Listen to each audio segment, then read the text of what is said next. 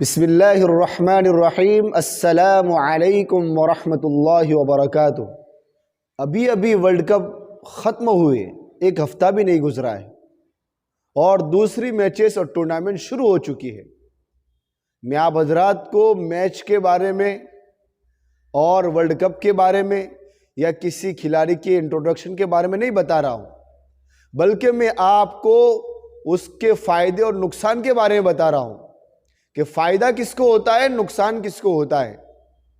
आप जानते हैं जो क्रिकेट बोर्ड है, जो किसी टीम को हायर करती है या जितनी भी टीमें उसके अंदर पार्टिसिपेट होती है, उन तमाम को इतना पैसा और इतने इनामात मिलते हैं कि आदमी की अकल हैरान हो जाए। अगर वो लोग एक टूर्नामेंट खेल लेते हैं तो करोड़ों रुपए कमा लेते हैं और उनको कोई स्पॉन्सर करता है, एडवर्टाइज के लिए आमंत्रण करता है, बुलाता है, इनवाइट करता है, तो वो अपनी अर्निंग और कर लेते हैं। तो जो खेल रहे हैं और जो खिला रहे हैं और क्रिकेट का माहौल बनाते हैं, स्टेडियम सजाते हैं, वो लोग तो कमा रहे हैं, वो तो अपना पैसा बना रहे हैं, वो तो अपनी दुनिया बना रहे हैं। तो शायद इन लोगों को कोई पागल नहीं कह सकता। हाँ, ये कह सकते हैं कि ये सारे मिलकर देखने वालों को महापागल बनाते हैं। देखने वालों का अपना क्या है? वक्त का जिया, टाइम बर्बाद और माल का जिया। माल खत्म हो रहा है और नमाज के टाइम पर मैच देखना। इसी तरह जीतता कोई और है, हारता कोई है, एक दूसरे की फेवर करना और एक दूसरे को फॉलो करना, इसमें आपस में लड़ते हैं। छोटा बड़े को, बड़ा छोटे को, 5 आदमी मिलकर 3 को, 3 मिलकर 10 को, जो जिसकी तरफ होता है वो जीत जाते हैं तो उनको ललकारते हैं, ठट्ठा करते हैं, हंसी मजाक करते हैं। किसी मुसलमान की दिल आज़ारी करना बहुत बड़ा गुनाह है। यहां तक लिखा है कि किसी मुसलमान की इंसल्ट करना, उसको दिल से मायूस कर देना, उसकी हंसी मजाक उड़ाना। रिवायत में तो आता है बंज़ही का जोही का, जो जिस पर हंसेगा हंसा जाएगा, कायदा है।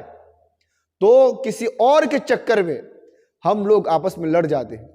अरे बात पागल और महापागल ऐसे भी हमने देखे हैं कि वो जिस टीम की तरफदारी करते हैं, फेवर में रहते हैं, वो हार जाती है, खाना नहीं खाते, चाय नहीं पीते, घर से बाहर नहीं निकलते। ए पागलो, ये तुम्हारी जिंदगी है, तुम गुलाम हो किसी और के। तुम्हें अल्लाह ने आजाद पैदा किया था, तुम किसी और के गुलाम। और बाज तो इस चक्कर में अपने घर वालों पर जुल्म कर बैठते हैं, बच्चों को मारते हैं। वो बच्चा भाई कोई चीज की डिमांड करता है, मांगता है, बेचारे को थप्पड़ रसीद कर देता है। क्यों? इंडिया हार गई, फला टीम हार गई, फला टीम जीत गई। जीतने वाले तो खुशी मनाते हैं, जो खुशी मना रहे वो भी पागल है। तुम्हें क्या मिला? तुम्हारा मोबाइल का रिचार्ज गया, तुम्हारा टाइम गया, इसके बारे में सवाल किया जाएगा। तो ये जो खेलने वाले हैं वो तो करोड़ों के अंदर एक एक मैच के 5-5 लाख, 10-10 लाख, और जब फाइनल होती है तो करोड़ों में खेलते हैं। देखने वालों को क्या है? वक्त और माल की बर्बादी, जिससे बचने का तमाम नबियों ने अल्लाह के हुक्म से पूरी तमाम कौम को रोका। लेकिन आज उम्मत मुस्लिमा जो अपने आप को देख कहती है कि हम मोहम्मद रसूलुल्लाह सल्लल्लाहु अलैहि वसल्लम की उम्मत है और जन्नत में हम सबसे पहले जाएंगे, क्या हमारे आमाल भी जन्नत में जाने वाले जैसे है? वाह रे गफलत, ये तेरी हस्ती नहीं, देख जन्नत इस कदर सस्ती नहीं। चलो माल भी गया, वक्त भी जाये हो गया। मजीद अफसोस की बात यह है कि मस्जिद के बाहर बैठे हुए हैं, बड़ी बड़ी स्क्रीन लगी हुई है, वहां पर शोर हो रहा है। दुनिया में बस यही काम करने के लिए आए हैं। और नमाज गई, कारोबार के लिए नहीं गए, दुकानें बंद कर दी। कोई जाकर फार्म हाउस पर बैठकर, कोई किसी के बड़े घर में जाकर बड़ी एलईडी लगाता है, स्क्रीन लगाता है और वहां जाकर शौक से बैठते हैं 6-6 घंटे, 10-10 घंटे, जब तक वो पूरा प्रोग्राम खत्म नहीं होता। और जब दीन की बात आती है, शरीयत की बात आती है तो कहते हैं मौलाना छोटी सी क्लिप बनाओ, 30 सेकंड की बनाओ, 40 सेकंड की बनाओ, अभी तो इसका जमाना है। अरे पागल, 30 सेकंड के अंदर कोई पूरा मसला बताएगा तुझे? 30 सेकंड में, 40 सेकंड में, 1 मिनट में कोई तुझे शरीयत बताएगा? जब तुझे बड़े बड़े ड्रामे देखने के लिए, बड़ी बड़ी फिल्में देखने के लिए 3 घंटे चाहिए, 4 घंटे चाहिए, 6 घंटे चाहिए, तो उस वक्त कोई अपने आप को उस जगह से हिलाना हराम समझता है, पानी तक पीने नहीं जाते। जो जिस पोजीशन में बैठता है उसी पोजीशन में ही रहता है। इससे मालूम हुआ कि ईमान का लेवल कितना नीचे आ गया है। हमारे पास जो ईमान आया है वो अकीदा है, अभी ईमान दिलों के अंदर उतरा नहीं है। जैसा कि आपको मालूम है कि कुछ देहाती रसूल अकरम सल्लल्लाहु अलैहि वसल्लम के पास आए और कहा कि हम ईमान ले आए। अल्लाह ने फरमाया कि उनसे कहो क़ालतिल अअराबु आमन्ना, है ना, वो लोग कह रहे थे हम ईमान ले आए।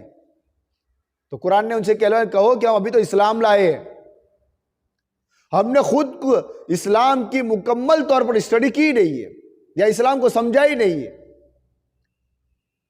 ये यहूद और नसारा हमारे इस्लाम को देखते हैं, यानी मुसलमानों के हालचाल को देखते हैं, वो हंसते हैं कि आप अपने आप को किस कैटेगरी में ले जाते हैं। नमाज का जिया, नमाज, एक नमाज जानबूझकर छोड़ने पर कितना बड़ा गुनाह है। आइए मैं आपको एक वाकया सुनाता हूं। वाकया भी इतना अजीब व गरीब है कि आदमी नमाज का पाबंद, तहज्जुद का पाबंद, सुनन और नवाफिल मुकम्मल पढ़ता था, उसका इंतकाल हो गया, उसको दफन कर दिया गया। जब उसके घर वालों में से किसी एक को उसके चेहरे देखने की नौबत आई, वो बाहर की कई कंट्री में, यूरोप में रहता था, उसने आकर जिद की कि मैं अपने भाई से कई साल से मिला नहीं, उसका चेहरा तक नहीं देखा। उलमाए किराम से बहुत ही आजिज़ाना दरख्वास्त की कि मैं ये चाहता हूं कि मैं अपने भाई का आखिरी दीदार कर लूं, जियारत कर लूं। वैसे जिंदगी में लोग देखने तो नहीं आते, मरने के बाद ये सारे नाटक शुरू हो जाते। जिंदा आदमी की इतनी कदर नहीं है। तो उलमाए किराम ने मशवरा करके कहा कि भाई इतना हिस्सा खोल लो कि वो चेहरा देख सके।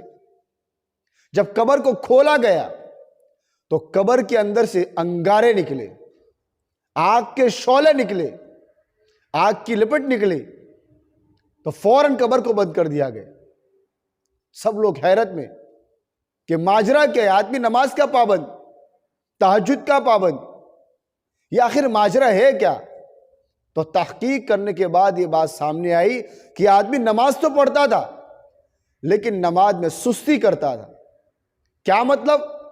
कि अभी नमाज का टाइम हो रहा है, अजान हो गई, मुनादी ने आवाज लगा दी, मुअज्जिन ने अल्लाह की मस्जिद की तरफ बुलाने का काम शुरू कर दिया, अजान खत्म हो गई, जमात का टाइम हो गया, उसके बावजूद भी आदमी सोचता है कि जोहर का वक्त तो अभी 4:45 पर चलता है, 30 मिनट पर चलता है, अभी तो आधा घंटा बाकी है, अभी 1 घंटा बाकी है। ये जो डिले करता है, नमाज के वक्त में लेट जाना, सुस्ती करना जानबूझकर, तो उसकी पादाश में उसको सजा मिली। तो यह आदमी नमाज तो पढ़ता था लेकिन नमाज में सुस्ती करने की वजह से उसको यह अजाब। तो सोच लो, जिसकी एक नमाज गई उसका कितना बड़ा नुकसान होगा। और तो और रसूल अकरम सल्लल्लाहु अलैहि वसल्लम ने फरमाया कि नमाज मोमिन और काफिर में फर्क करने वाली चीज है। दूसरी बात ही, मोमिन को नमाज से इश्क होता है और मुनाफिक को नमाज से बेर होता है, बेजारी होती है। वो तो नमाज पढ़ने इसलिए आ जाता है ताकि बीवी, बच्चे, घर वाले और मोहल्ले वाले, रिश्तेदार, दोस्त ये ना कहे भाई नमाज नहीं पढ़ता है, वो तो इसलिए आ जाता है मुनाफिक। काफिर तो नमाज पढ़ता ही नहीं है। इसलिए जो लोग नमाज नहीं पढ़ते हैं, जानबूझकर नमाज छोड़ देते हैं, सबसे पहले वो अपनी नमाज की फिक्र करें, अपनी नमाज को क़ज़ाए उम्री, अपनी नमाज को दोहराए। और अजीब रस्म रिवाज के आदी बन चुके हैं हम लोग और नाटकों के अंदर इतने आगे निकल चुके हैं, हमसे बड़ा जादूगर कोई है ही नहीं। शब बारात आती है, शब कदर आती है, उस वक्त फजर की नमाज शुरू की, कज़ा। जोहर पढ़ी, असर पढ़ ली, मगरिब पढ़ी, इशा पढ़ी और वित्र वाजिब पढ़ी, 2-4 मरतबा पढ़ी, फिर तहज्जुद पढ़ के सलातुत तस्वीर के भाग जाते हैं। रसूल अकरम सल्लल्लाहु अलैहि वसल्लम ने फरमाया, सयअती अलन्नासि ज़मान ला यबक़ा मिनल इस्लाम इल्ला इस्मु वला यबक़ा मिनल कुरान इल्ला रस्मु। एक वक्त लोगों पर आएगा, इस्लाम सिर्फ नाम का रह जाएगा। हाँ, किसी का नाम मोहम्मद है, किसी का नाम अली है, याकूब है, इस्माइल है, इब्राहिम है, ये नाम तो रहेंगे, इस्लाम उनकी जिंदगी में नहीं होगा, सिर्फ नाम का रह जाए। वला यबक़ा मिनल कुरान इल्ला रस्म, कुरान रस्मिया तौर पर पढ़ा जाएगा। आज देख लीजिए, कोई मर जाता है, यासीन शरीफ पढ़ने के लिए आ जाते, किसी का घर बन गया, वहां पर खत्म पढ़ने के लिए चले गए, किसी की नई गाड़ी आ गई तो वहां पर चले गए यासीन पढ़ने के लिए। बाकी उसके अलावा आम जिंदगी में रोजाना रूटीन में कुरान पाक पढ़ने का मामूल खत्म हो चुका है। और फिर हम ये समझते हैं कि जन्नत हमारे बाप की है। याद रखना, जन्नत में जाना इतना आसान और सस्ता होता तो हजरत बिलाल का चमड़ा न उभेरा जाता, हजरत खब्बाब को अंगारों पर न लिटाया जाता, बेशुमार सहाबा किराम का कीमा न बनता। इतना आसान होता तो इन जंगों के अंदर सहाबा किराम शहीद न होते। तो अपने वक्त को ज़ाय करना और नमाजों का जनाजा निकालना, ये कहाँ की मुसलमानी है। इसलिए मस्जिदों के अंदर अपना वक्त ज़्यादा से ज़्यादा देना चाहिए। मोमिन की निशानी है कि मोमिन को मस्जिद में करार आता है और मुनाफिक को मस्जिद से बेर आता है, बेजारी आती है। तो हमारा अपना नुकसान तो दुनिया का भी हो गया, आखिरत का भी नुकसान हो गया। और सितम वाला सितम के मस्जिद में अगर इमाम साहब मुकर्रिर हजरात बयान करते हैं तो घड़ियां देखी जाती है, ट्रस्ट हजरात वार्निंग देते हैं कि बहुत लंबी बात नहीं करनी चाहिए, 5 मिनट 10 मिनट, अभी लोगों का मिजाज नहीं रहा। अरे पागलो, अल्लाह के बंदो, अल्लाह से डरो। तुम्हें वो अल्लाह और उसके रसूल की बातें सुनाता है, कोई ड्रामों की बातें नहीं सुनाता, रामायण की बातें नहीं सुनाता। तुम्हें कुरान सुनने से बेजारी है। तुम किसी ओहदे पर फाइज हो गए हो, किसी मकाम पर पोस्ट पर बैठ गए हो, उसका मतलब ये कि तुम उस उलमाए किराम पर हुक्मरानी करोगे।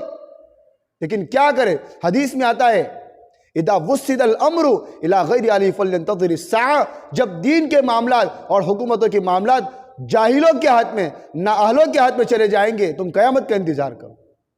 ये तो होना ही है। ट्रस्ट के अंदर जो हजरात हैं, 5 कलमे तर्जमे के साथ उनको नहीं आते, वो इस काबिल और इतने कैपेबल नहीं होते कि वो नमाज को पढ़ा सके। अगर इमाम साहब ना हो, वो पढ़ा ही नहीं सकते।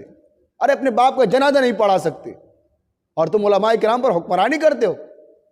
याद रखना, ये वक्त गुजर जाएगा, लेकिन रोज़े महशर तुम्हें पता चलेगा कि घोड़े पर सवार थे या गधे पर सवार थे। इदन कशफल गुबारो, जब धूल हटेगी तब पता चलेगा कि आप सवार हिमार पर थे या घोड़े के ऊपर सवार। इसलिए मस्जिदों के अंदर खासकर जुमा के दिन ज्यादा वक्त दो। उलमा किराम से भी दरख्वास्त है कि खोल खोल कर उम्मत को मसाइल बताओ, किसी से मुतासिर न हो, किसी गैर, किसी बातिल का जर्रा बराबर दिल के अंदर खौफ ना आए।